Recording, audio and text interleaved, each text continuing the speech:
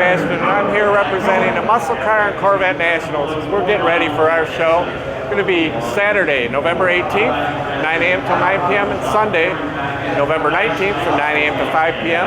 We have over 600 cars coming in this year from all across the country.